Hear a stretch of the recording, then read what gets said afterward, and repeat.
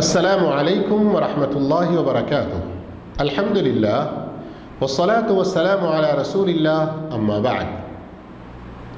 సీరత్ పాఠాలు 5వ పాఠం చంద్రమండలం రెండు ముక్కలగుట మరియు ఆ తర్వాత కొన్ని సంఘటనలు. ప్రవక్త సల్లల్లాహు అలైహి వసల్లం ఇస్లాం ప్రచారాన్ని కొనసాగిస్తూ ఉన్నారు. మరోవైపున అవిశ్వాసుల, బహుదైవారాధకుల వ్యతిరేకత, కుట్రలు పెరిగిపోతూనే ఉన్నాయి.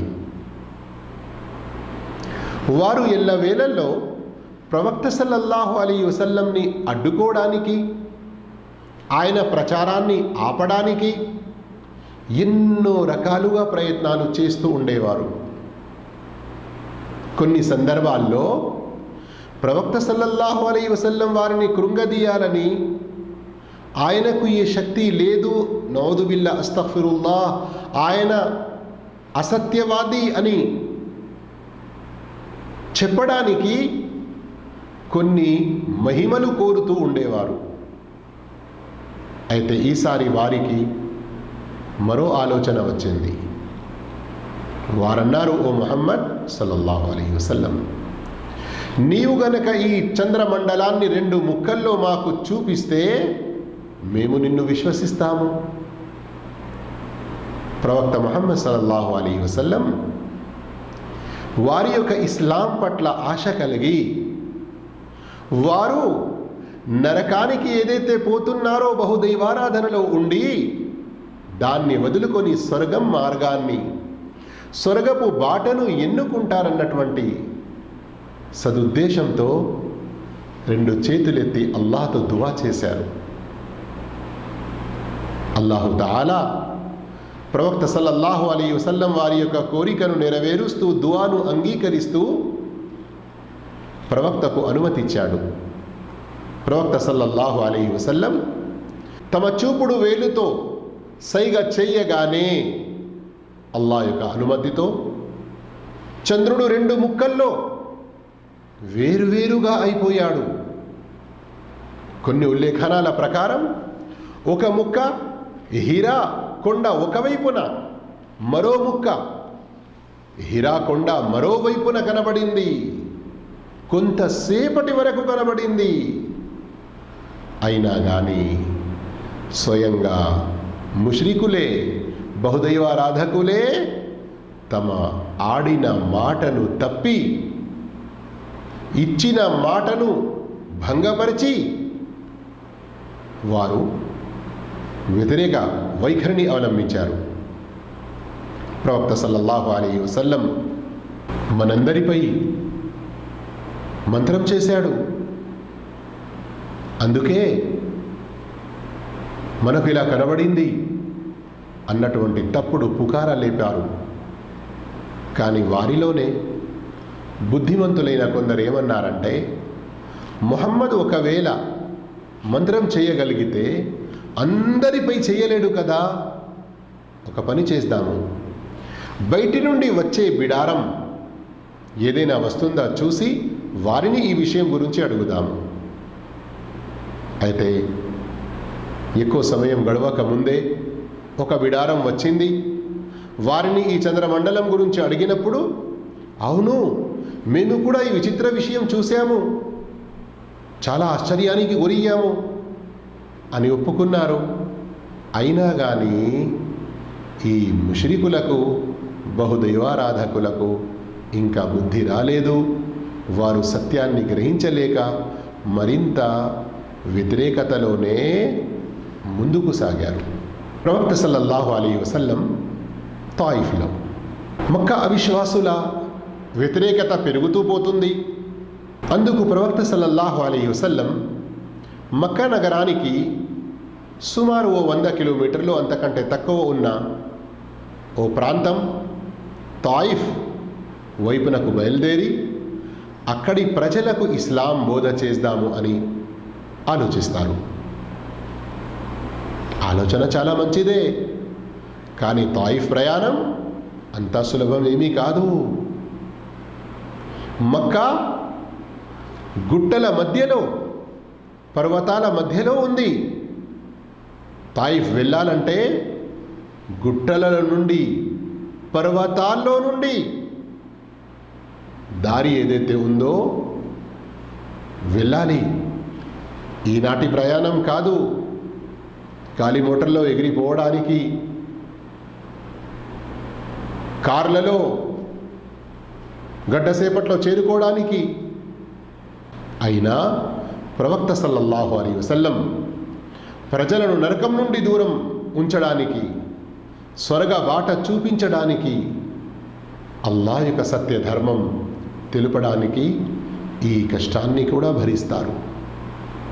ఎంతో కష్టంతో తాయిఫ్ చేరుకొని వారిని కలిసి వారికి ఇస్లాం గురించి బోధ చేస్తారు. కానీ వారు ప్రవక్త సల్లల్లాహు అలైహి వసల్లం వారి యొక్క ఈ సత్య ప్రచారాన్ని తిరస్కరిస్తారు. కేవలం తిరస్కరించడం వరకే సరిపుచ్చుకుంటే ఇది కూడా తప్పు విషయమే. కానీ ఇంతకంటే మరో దారుణ్యం, దౌర్జన్యానికి వారు పాల్పడతారు. ప్రవక్త సల్లల్లాహు అలైహి వసల్లం తాయిఫ్ నుండి తిరిగి వస్తుండగా అక్కడి కుర్రగాళ్లను ప్రేరేపిస్తారు. వారు ప్రవక్త సల్లల్లాహు అలైహి వసల్లంపై రాళ్ళు రువ్వుతారు. ఎంత ప్రవక్త సల్లల్లాహు అలైహి వసల్లం రక్తసిక్తమై రక్తం శరీరం నుండి కారుతూ పాదరక్షల్లో, బూట్లలో రక్తం ఎలా ఆగిపోతుందంటే కాలు తీయడం కష్టం. కొంతసేపటి తర్వాత ప్రవక్త సల్లల్లాహు అలైహి వసల్లం స్పృహ తప్పి పడిపోతారు. ఇంతటి దారుణ్యానికి పాల్పడతారు. అయినా ప్రవక్త సల్లల్లాహు అలైహి వసల్లం ఓపిక సహనాలతో తిరిగి వస్తుండగా జిబ్రీల్ అమీన్ వస్తాడు. ఆయన వెంట పర్వతాల దూత ఉంటాడు. జిబ్రీల్ అంటాడు, ప్రవక్త, ఇన్నల్లాహ ఖద్ బఅత ఇలైక మలకల్ జిబాల్ ఫతఅమురహు బిమా షి'త్. ప్రవక్త, ఇదిగో అల్లాహు తాలా నీ వైపునకు పర్వతాల దూతను పంపాడు. ఈ దూతకు నీవు నీ ఇష్టం వచ్చినట్లు ఆదేశం ఇవ్వు. వెంటనే ఆ పర్వతాల దూత సలాం చేసి, యా ముహమ్మద్, ఇన్ షి'త అన్ ఉత్బిక అలైహిముల్ అఖ్షబైన్ అని అంటారు. అంటే నీవు గనక కోరితే ఈ రెండు పర్వతాలను వారికి దగ్గరగా చేసి దాని మధ్యలో వారిని నలిపివేస్తాను. అల్లాహు అక్బర్. మన ప్రవక్త ముహమ్మద్ సల్లల్లాహు అలైహి వసల్లం ఎంతటి కరుణ కటాక్షాల గుణం గలవారు, ఎంత దయా కరుణ గుణం గలవారు. ఏమంటారు? బల్ అర్జు మినల్లాహ్, బల్ అర్జు అన్ యుఖ్రిజల్లాహు మిన్ అస్లాబిహిం మన్ యఅబుదుల్లాహ్ వలా యుష్రికు బిహి షైఆ. వద్దు వద్దు, వీళ్ళు ఇస్లాం స్వీకరించకున్నా కానీ వీళ్ళ తర్వాత వచ్చే తరం ఏదైతే ఉంటుందో వారైనా కానీ ఏకైక అల్లాహ్ను మాత్రమే ఆరాధించేవారు, అల్లాహ్తో పాటు ఎవరినీ కూడా భాగస్వామిగా చెయ్యని వారు వస్తారు అని నాకు ఆశ ఉంది. అలాంటి వారిని అల్లాహ్ పుట్టిస్తాడు. అల్లాహు అక్బర్. ఇస్రా వ మిఅరాజ్, గగన ప్రయాణం. ఇంతకుముందు పాఠంలో మీరు విని ఉన్నారు, ప్రవక్త సల్లల్లాహు అలైహి వసల్లం బాబాయి అబూ తాలిబ్ చనిపోవడం వల్ల ఇస్లాం స్వీకరించకుండా మరియు ఆ తర్వాత కొద్ది రోజులకే 25 సంవత్సరాల మంచి ప్రేమమయమానమైన జీవితం గడిపిన భార్య హజరత్ ఖదీజా రదియల్లాహు తఆలా అన్హా మరణించినందున ప్రవక్త సల్లల్లాహు అలైహి వసల్లం ఎలాంటి శోకం, బాధ, చింతకు గురయ్యారో, ఆ తరువాత ముష్రికుల యొక్క ఆగడాలు, వారి యొక్క దౌర్జన్యాలు పెరుగుతూ పోవడం, తాయిఫ్ వాళ్ళు కూడా తిరస్కరించడం, ఇలా ఒకటినొకటి ఎన్ని బాధాకరమైన సంఘటనలు ప్రవక్తపై వచ్చాయి. అయితే ఇక అల్లాహు తఆలా వైపు నుండి తృప్తి, నెమ్మది, శాంతినిచ్చే ఒక సమయం ఆసన్నమైంది. అదే ఇస్రా మరియు మిఅరాజ్, గగన ప్రయాణం. అంటే ఓ ముహమ్మద్ సల్లల్లాహు అలైహి వసల్లం, నీ యొక్క స్థానాన్ని ఈ ప్రపంచవాసులు గమనించడం లేదు, గుర్తించడం లేదు. మీరు బాధపడకండి, రండి ఆకాశాల వైపునకు. ఇక్కడ చూడండి మీ యొక్క గౌరవాన్ని వీరు ఎలా పాటిస్తారో, మీ యొక్క గౌరవ భావం వీరిలో ఎలా ఉందో ఒక్కసారి వచ్చి చూసుకోండి అని అల్లాహు తఆలా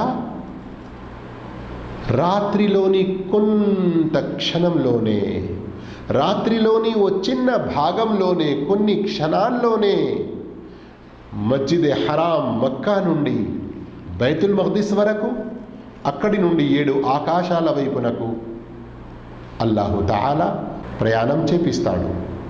ఏంటి సంఘటన అది? ప్రవక్త సల్లల్లాహు అలైహి వసల్లం నిద్రించి ఉంటారు. జిబ్రీల్ అమీన్ బురాక్తో వస్తారు. బురాక్ చూడడానికి ఒక వాహనం అల్లాహ్ వైపు నుండి వచ్చినది. గాడిద కంటే కొంచెం పెద్దది, కంచర గాడిద కంటే కొంచెం చిన్నది. కానీ దాని వేగం ఎంత దూరం దాని దృష్టి పడుతుందో అంత దూరం దాని యొక్క అడుగు పడుతుంది. దానిపై ప్రవక్త సల్లల్లాహు అలైహి వసల్లంని కూర్చోబెట్టుకొని జిబ్రీల్ అమీన్ బైతుల్ మఖ్దిస్కి తీసుకెళ్లారు. అక్కడి నుండి 7 ఆకాశాలపైకి తీసుకెళ్లారు.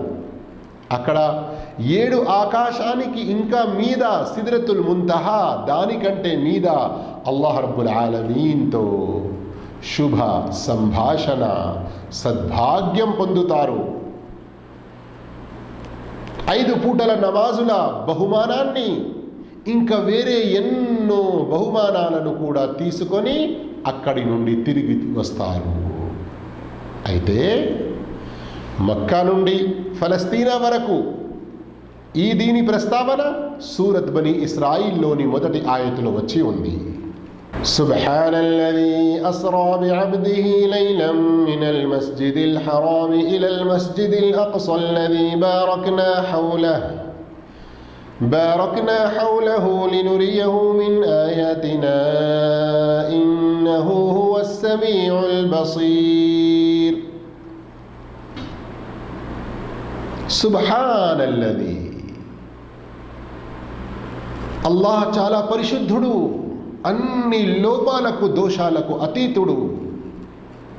అల్లదీ అస్రా బిఅబ్దిహి, ఆయనే తన దాసునికి రాత్రిలోనే కొంత భాగంలో మినల్ మస్జిదిల్ హరామి ఇలల్ మస్జిదిల్ అక్సా, మస్జిద్ హరాం నుండి మస్జిద్ అక్సా వరకు తీసుకువెళ్ళాడు. బారక్నా హౌలహు, ఆ మస్జిద్ అక్సా యొక్క చుట్టుపక్క ప్రాంతమంతా కూడా మేము ఎంతో శుభప్రదమైనదిగా చేసి ఉన్నాము. లినురియహు మిన్ ఆయాతినా, మా యొక్క ఎన్నో గొప్ప సూచనలు ఈ ప్రవక్తకు చూపించాలని. ఇన్నహు హువస్ సమీఉల్ బసీర్, నిశ్చయంగా అల్లాహ్ సూక్ష్మంగా వినేవాడు మరియు చూసేవాడు కూడా. మరియు మిఅరాజ్ యొక్క ప్రస్తావన సూరతున్ నజ్మ్లో వచ్చి ఉంది. వలకద్ రఆ మిన్ ఆయాతి రబ్బిహిల్ కుబ్రా. ఈ మిఅరాజ్ ప్రయాణంలో కూడా ప్రవక్త సల్లల్లాహు అలైహి వసల్లం తమ ప్రభు యొక్క గొప్ప నిదర్శనాలను, సూచనలను చూసి ఉన్నారు. అల్లాహు అక్బర్. అయితే సోదర మహాశివులారా, ప్రవక్త మహనీయ ముహమ్మద్ సల్లల్లాహు అలైహి వసల్లం ఇంతటి శుభాలతో తిరిగి రాత్రిలోని కొంత భాగంలోనే మక్కా వచ్చేస్తారు. ఫజర్ నమాజ్ తర్వాత కాబతుల్లా వద్దకు వచ్చి ముష్రికులందరికీ ఈ శుభవార్త వినిపిస్తారు. కానీ యథావిధిగా ఆ మూర్ఖులు ప్రవక్త సల్లల్లాహు అలైహి వసల్లం వారికి లభించిన ఈ గొప్ప మహిమ, ప్రవక్త ద్వారా మానవులందరికీ ప్రత్యేకంగా విశ్వాసులకు లభించినటువంటి ఎన్నో శుభాలను గ్రహించలేకపోతారు. అందుకనకే అల్లా యొక్క సూచనలను మరియు నిదర్శనాలను గ్రహించాలంటే నిజమైన అల్లా ప్రసాదించిన బుద్ధి జ్ఞానాలను ఉపయోగించి ఈ మహిమలను అర్థం చేసుకునే ప్రయత్నం చేయండి. వారు తిరస్కరిస్తారు, ప్రవక్త అసత్యం చెబుతున్నాడని పుకారా లేపుతారు. అయితే ప్రవక్త మాట మనం ప్రవక్త అని అంటాము, వారు అనేవారు ముహమ్మద్ అని, నౌజుబిల్లా, కేవలం పేరు తీసుకునేవారు, నమ్మేవారు కాదు కదా ప్రవక్త అని. అయితే ఈ ముహమ్మద్ ఎంతవరకు నిజం చెబుతున్నాడో పరీక్షిస్తాము అని ఏం చేశారు, ఎవరైతే ఇంతకు ముందు బైతుల్ మక్దీస్ యొక్క ప్రయాణం చేసి ఉన్నారో వారు గుచ్చి చిన్న చిన్న ప్రశ్నలు బైతుల్ మక్దీస్ గురించి అడగడం మొదలుపెట్టారు.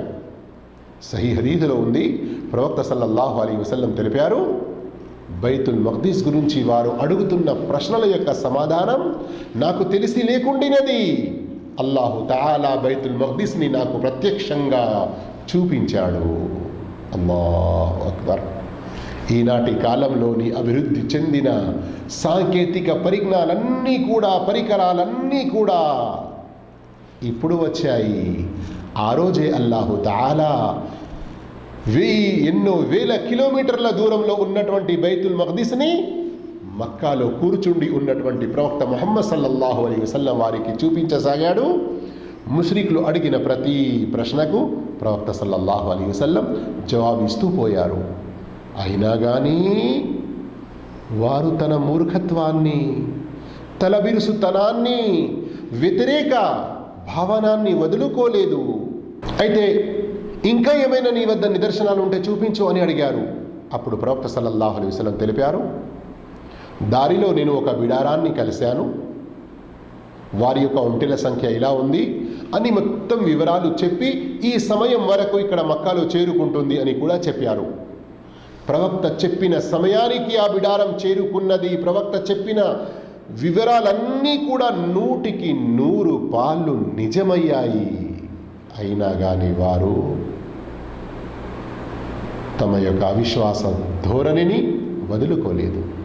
మదీనాలో ఇస్లాం కాంతి కిరణాలు. ఏంటి సంఘటన అది? ఇటు ప్రవక్త సల్లల్లాహు అలైహి వసల్లం సత్య ప్రచారంలో అవరోధాలు పెరుగుతూనే ఉన్నాయి. కానీ ప్రవక్త సల్లల్లాహు అలైహి వసల్లం వారి యొక్క అడ్డంకులను ఎదురించి, వారి యొక్క హింస దౌర్జన్యాలన్నింటినీ కూడా భరించి ప్రజల వరకు, ఎవరెవరి వరకైతే ఇస్లాం చేరలేదో ఎలా చేరాలి అన్నటువంటి కొత్త ఆలోచనల్లో కూడా ఉన్నారు. ఈ రకంగా హజ్ సమయంలో వివిధ రాష్ట్రాల, దేశాల నుండి, ప్రాంతాల నుండి హజ్ కొరకు వచ్చి గుడారం వేసి ఉన్నటువంటి వారి వద్దకు ప్రవక్త సల్లల్లాహు అలైహి వసల్లం వెళ్ళి కలిసేవారు. అయితే ఈ సందర్భంలో మొదటి నుండే శత్రుత్వం వహిస్తూ వస్తున్నటువంటి బాబాయి అబూ లహబ్ కూడా వెంబడించేవాడు. అయినా ప్రవక్త సల్లల్లాహు అలైహి వసల్లం ఏదో అవకాశాన్ని వీక్షిస్తూ ఒంటరిగా ఏదో రకంగా ప్రజలను కలుస్తూ ఉండేవారు. అయితే ఆ సందర్భంలో, ఆ సంవత్సరంలో సుమారు ఇది 11వ ఏట ప్రవక్త పదవి లభించిన తర్వాత మదీనా, దాని యొక్క పాత పేరు యథ్రిబ్, అక్కడి నుండి వచ్చిన హాజీలను ప్రవక్త సల్లల్లాహు అలైహి వసల్లం కలుస్తారు. వారికి ఇస్లాం ప్రచారం చేస్తారు.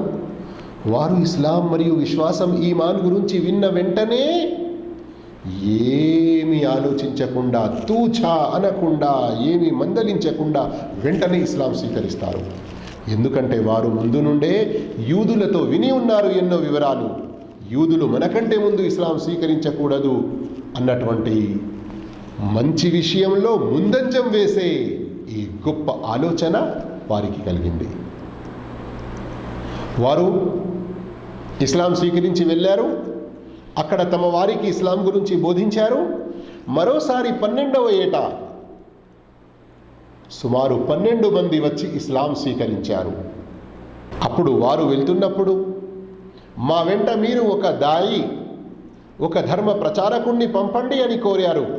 ప్రవక్త సల్లల్లాహు అలైహి వసల్లం ఇస్లాం యొక్క మొట్టమొదటి దాయి, ముబల్లిగ్, ప్రచారకుడు హజరత్ ముస్అబ్ బిన్ ఉమైర్ రదియల్లాహు తఆలా అన్హుని పంపిస్తారు. ఆయన సంవత్సరం అక్కడ ఉండి ప్రజలకు ఖురాన్ వినిపిస్తూ ఇస్లాం గురించి మంచి విధంగా బోధిస్తూ ఎంతో మందికి మార్గదర్శకత్వం చేస్తారు. చాలామంది ఇస్లాం స్వీకరిస్తారు. అయితే ప్రవక్త పదవి లభించిన 13వ సంవత్సరం మదీనా నుండి సుమారు 72 మంది పురుషులు, 2 స్త్రీలు వస్తారు. ప్రవక్త సల్లల్లాహు అలైహి వసల్లంపై శపథం చేసి ఇస్లాం స్వీకరించి, అంతేకాదు మీకు మక్కాలో ఇక్కడ మార్గం సులభం లేదు, ప్రచారంలో మీకు ఎన్నో ఇక్కడ అవరోధాలున్నాయి, అడ్డంకులున్నాయి, కనుక మీరు మదీనా వచ్చేసేయండి, అక్కడ ఇస్లాం ప్రచారం చెయ్యండి. అంతేకాదు మేము ధన ప్రాణ అన్ని రీతులా మీకు సహాయం అందిస్తాము అని వాగ్దానం చేస్తారు. అల్లాహు అక్బర్. ఈ విధంగా మదీనాలో ఇస్లాం కిరణాలు చేరుకుంటాయి. ఆ తర్వాత ఏం జరుగుతుంది ఇన్షా అల్లాహ్ రాబోయే పాఠంలో మనం విందాము. అప్పటి వరకు మా కొరకు వేచిస్తూ ఉండండి. జజాకుముల్లాహు ఖైరా. వాఖిరు దావానా అల్హమ్దులిల్లాహి రబ్బిల్ ఆలమీన్. వస్సలాము అలైకుం వరహ్మతుల్లాహి వబరకాతుహు.